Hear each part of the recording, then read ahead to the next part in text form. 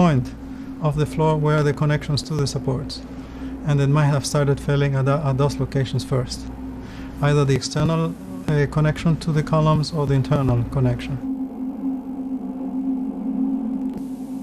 The heavily distorted brackets in the scrapyard suggest exactly the same thing to Professor Astone. You cannot bend the steel like this without cracking it, unless you warm it up. So what this piece tells me is that this piece was very hot when the floor collapsed and bent it. So that must have been the initiation of collapse of this World Trade Center tower.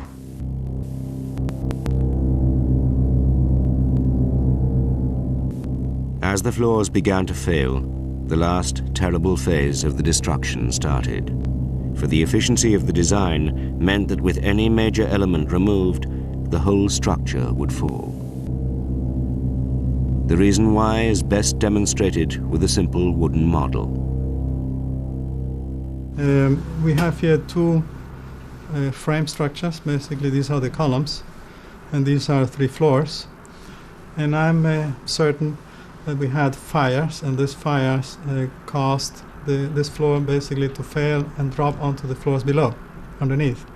So once this floor was gone, we had a situation similar to this one here, where this intermediate floor disappeared, basically dropped.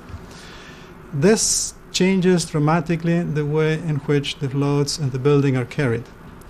Let me illustrate this by adding weights here to this structure. And this load again that I just added is transmitted through these columns all the way to the table. The important thing to understand is this floor does not carry any of this load.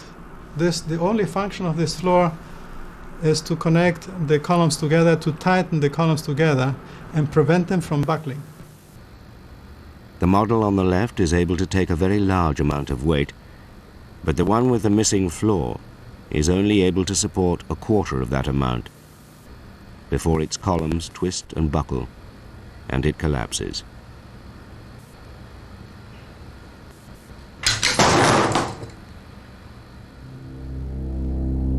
This is the mechanism that almost certainly caused the collapse of the World Trade Center. The fire destroying the floors that kept the walls standing.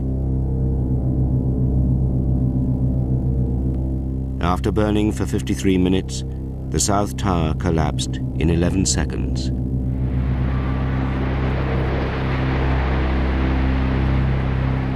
"30 minutes later, the North Tower crumbled.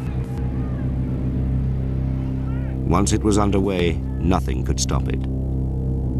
By the time the tops of the buildings had fallen just the height of a single story, they had gathered enough momentum to smash each floor in turn, accelerating until all 500,000 tons hit the ground at 120 miles an hour.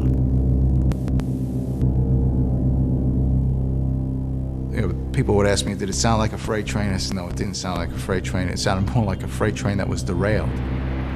It was a loud series of booms, similar to the way a train would be when it was derailed, if it's hitting the railroad ties. So it was like boom, boom, boom, boom, boom, boom, boom, boom, boom, like that. The World Trade Center was an extraordinary building that faced an extraordinary attack. It now seems that its daring and innovative design hastened its own destruction. I'm a human being. I have trouble sleeping, and it's very tough. It's very tough to be the structural engineer for a building that collapsed and killed a lot of people. It's very tough.